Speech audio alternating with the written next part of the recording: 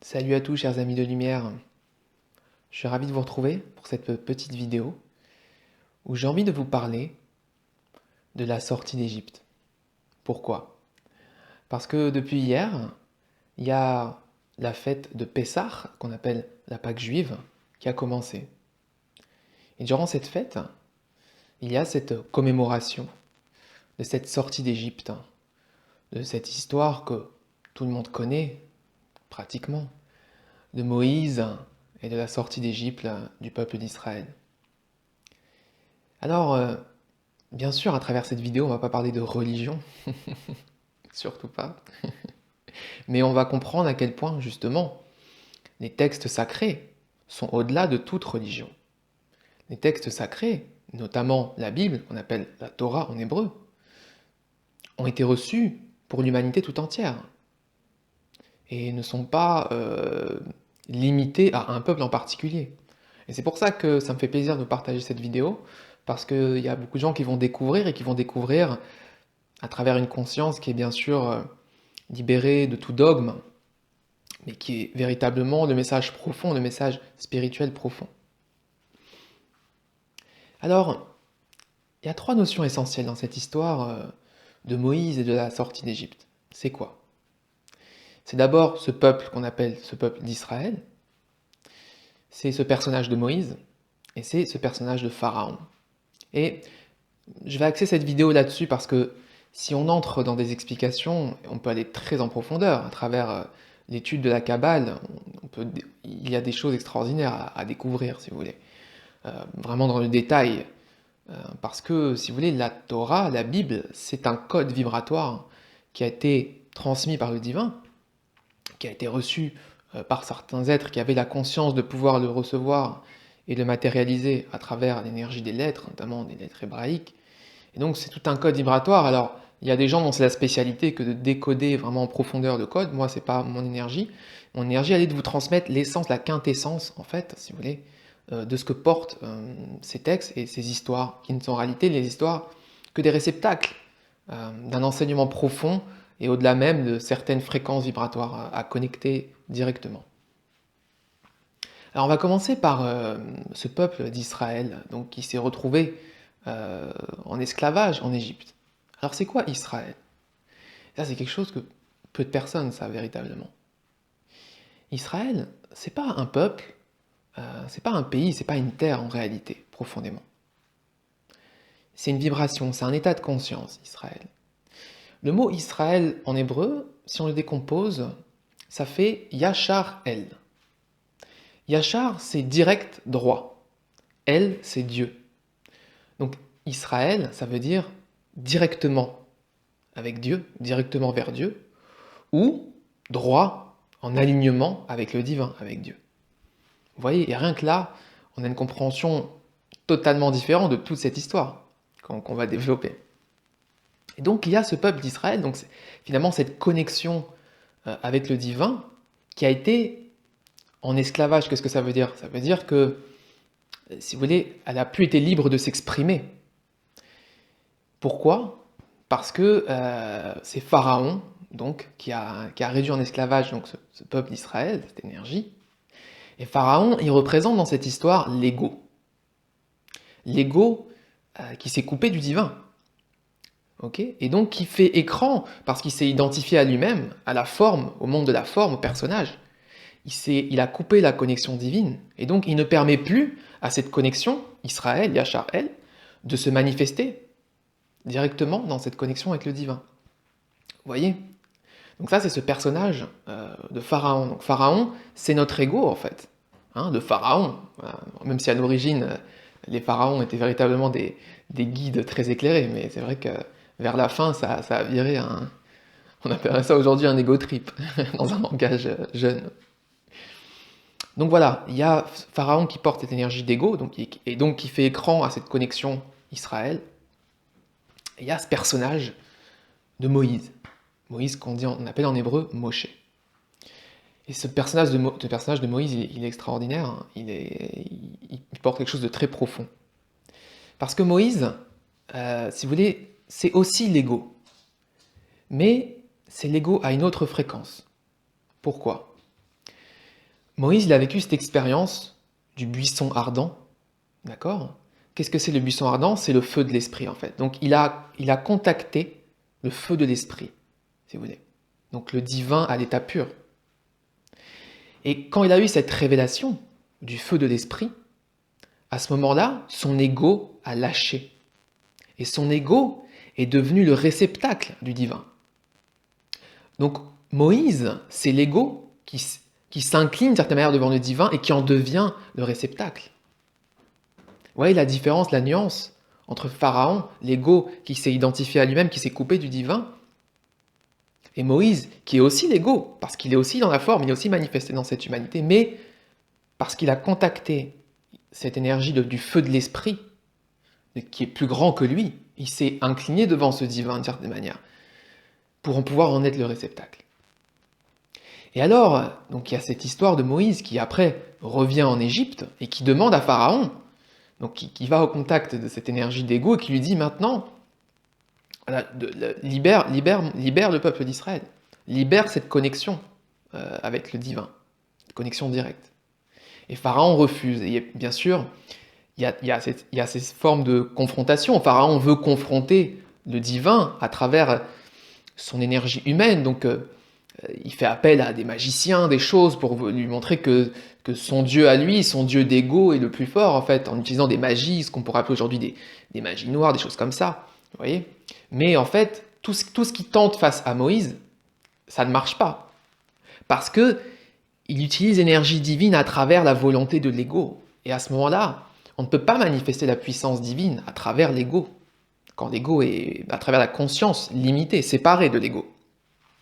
Mais on le peut, comme Moïse, quand l'ego se met en alignement et devient le réceptacle de l'énergie divine. Et c'est pour ça que Moïse, si vous voulez, il a véritablement tout ce qui a été tenté contre lui, ou pour montrer que les dieux d'ego étaient plus puissants que lui, si vous voulez, c'était en vain, parce que lui, il manifestait l'énergie divine à l'état pur, sans aucune volonté.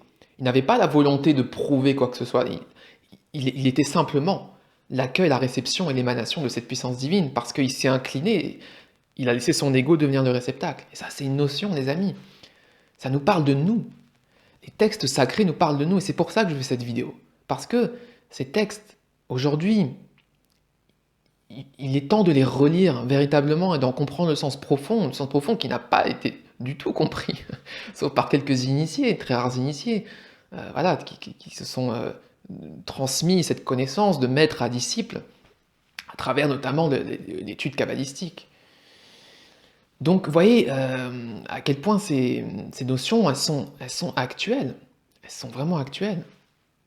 Et donc finalement, il y a eu les 10 plaies. Donc, les 10 plaies représentent aussi à quel point l'ego est résistant face au divin. Il a fallu 10 plaies, 10 fois, pour que à la fin, Pharaon lâche l'affaire et dise « Ok, maintenant je libère Israël. Ok, je libère la connexion avec le divin. » Donc vous vous rendez compte, ça nous parle là de la résistance, à quel point notre ego est résistant à lâcher, à s'incliner devant le divin, en fait, pour en devenir simplement le réceptacle, encore une fois. Et donc au final, Moïse part avec son peuple, entre guillemets, et dans la tradition, il est dit que, comme la décision a été prise très rapidement, le pain qu'ils avaient préparé n'avait pas eu le temps de lever, en fait. Et c'est pour ça qu'aujourd'hui, dans la fête de Pessah, donc de la Pâque juive, pendant les quelques jours que dure cette fête, on ne mange pas de pain. C'est pour commémorer ça. Mais en fait, ce pain, il représente quelque chose aussi. Ce pain qui lève, c'est aussi l'ego qui est gonflé, si vous voulez, d'une certaine manière. On peut le voir comme ça, en fait. Et donc, ils ont laissé ce pain gonflé, ce pain d'ego en Égypte, et ils sont partis, voilà, avec ce qu'on appelle aujourd'hui ce pain azim, qui est cette galette, en fait, voilà. Ça, c'est pour le symbole aussi. Et donc, voilà, il y a ce voyage après, ces 40 ans d'errance dans le désert, et là aussi, il y a quelque chose qui est très, très, très puissant dans ce message, en fait, à travers cette histoire, qui, peu importe en réalité si elle a vraiment eu lieu ou pas, c'est pas ça le but, en fait, de cette vidéo, c'est de vous expliquer le sens profond. C'est pas de se dire, est-ce que vraiment ça s'est passé comme ça ou comme si, ça n'a aucune importance au jour d'aujourd'hui, en réalité. L'important est le message qui est transmis. Et donc il y a cette errance dans le désert, et Moïse donc qui va chercher, si vous voulez, les lois divines, les tables de la loi pour les amener au peuple, pour les ramener parce qu'elles ont été perdues. Et pendant qu'il part, le peuple, privé de son guide d'une certaine manière, oublie et commence à retourner dans la conscience en fait de l'Égypte, en se disant finalement, peut-être qu'on était esclave en Égypte, mais au final, on avait un certain confort, on était dans le confort de notre ego, si vous voulez, d'une certaine manière. Et donc, il y a cette construction de ce veau d'or qui est la reconstruction en fait de cette conscience d'ego qui est refaite par le peuple parce que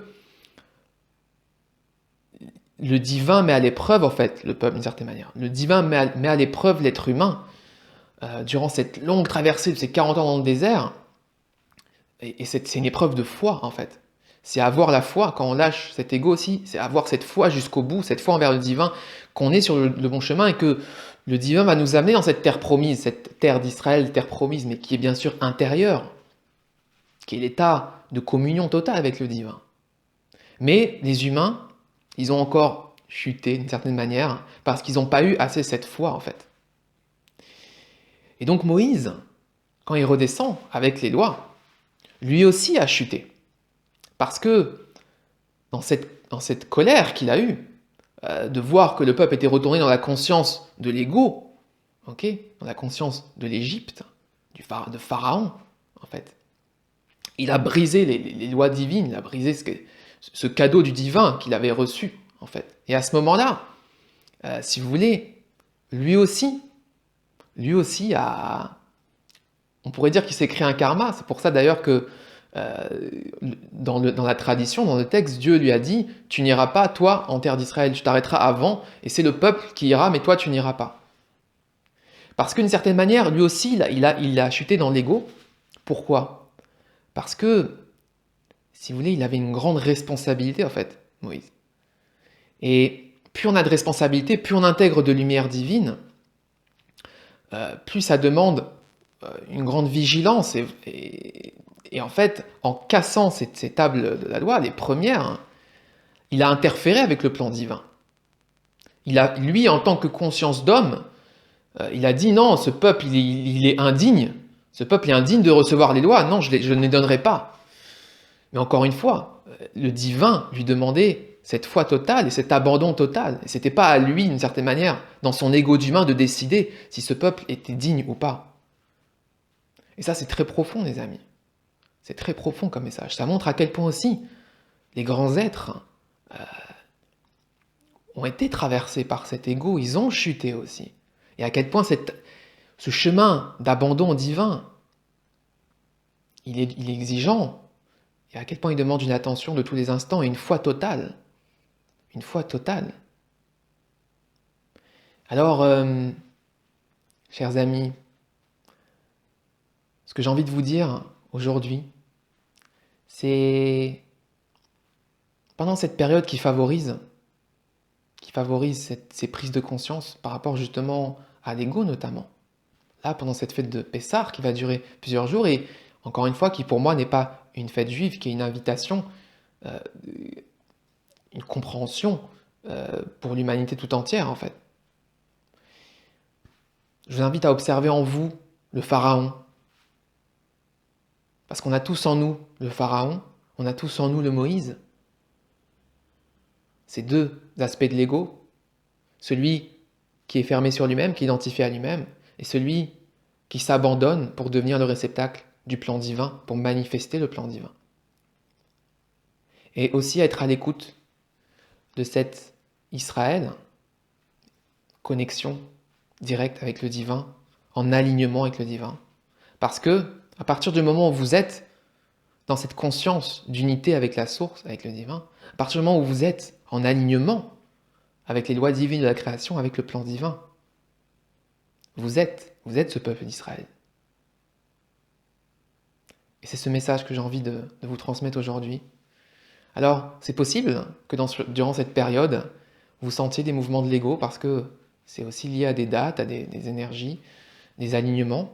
Pourquoi cette fête, entre guillemets, arrive à ce moment-là. Et voilà, c'est cette invitation à observer ses mouvements en soi et à s'abandonner au divin, à s'abandonner totalement au divin, à vivre cette sortie d'Égypte, à laisser ce pain de l'ego, à laisser se dégonfler en chacun de nous, et partir avec cette humilité dans le cœur, vivre cette traversée du désert, ces 40 ans dans le désert, avec cette foi totale, quels que soient les événements, et même si on n'en voit pas encore le bout. Parce que si le peuple d'Israël, dans cette histoire, est revenu dans cette conscience, c'est parce ça lui paraissait tellement loin qu'à un bout d'un moment donné, il n'avait pas une foi assez forte pour se dire on va arriver dans cette terre promise. Et vous voyez. Donc, gardez cette foi totale. Et pour les personnes aussi, qui portent cette énergie aussi un peu de Moïse, c'est-à-dire les êtres qui portent en eux cette conscience de guidance sur un plan collectif. Voilà, gardez aussi cette conscience d'être toujours ce réceptacle, de veiller à ce que cet ego soit toujours au service du divin, et voilà, de manifester le plan, et d'avoir aussi cette foi totale. Et même si vous voyez vos frères et sœurs qui s'égarent, même si vous les voyez retourner en Égypte, faire un veau d'or, quel qu'il soit, continuez à être au service du divin, à manifester cette lumière, cet amour, cette bienveillance, et à ne pas tomber dans une forme de dureté aussi ou de jugement, parce que c'est ce qui s'est passé. Moïse a jugé. Il les a jugés indignes, mais c'était pas à lui, il n'avait pas à juger. Il avait juste à être ce réceptacle du plan divin et à donner les lois. Voilà, chers amis. Je suis très heureux d'avoir fait cette petite vidéo, de vous partager un peu cette connexion que je porte, on va dire, de par mon état incarné, mon énergie humaine de cette lignée hébraïque, on va dire. J'aurai à cœur de vous partager de temps en temps aussi, voilà, ces choses-là, parce que, d'une certaine manière, j'en ai une compréhension intuitive par la connexion et par aussi ce que je ressens être à des initiations dans d'autres vies, voilà, dans d'autres temps. Et, et voilà, ça fait partie aussi de ma vibration, même si c'est pas celle qui est prédominante, loin de là. Mais voilà, c'est des choses qui appartiennent à l'humanité et justement le rôle de ce peuple hébreu, en recevant, si vous voulez, cette Torah, cette Bible, c'est originellement d'en être le gardien et d'en être le transmetteur. Alors, il y a eu beaucoup de choses, on ne va pas parler de ça dans cette vidéo parce que j'ai à cœur de vous faire une conférence prochainement justement sur toutes ces notions voilà, liées à la Bible, à la Kabbale, voilà, toutes ces choses-là.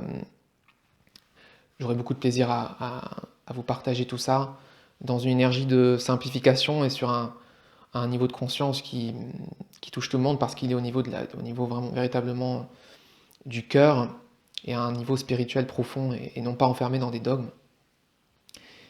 Donc voilà, donc je vous laisse cette petite vidéo à disposition. Voyez ce que ça fait résonner en vous. Et puis je vous dis à très bientôt pour d'autres partages, d'autres transmissions, d'autres communions. Namasté, chers amis.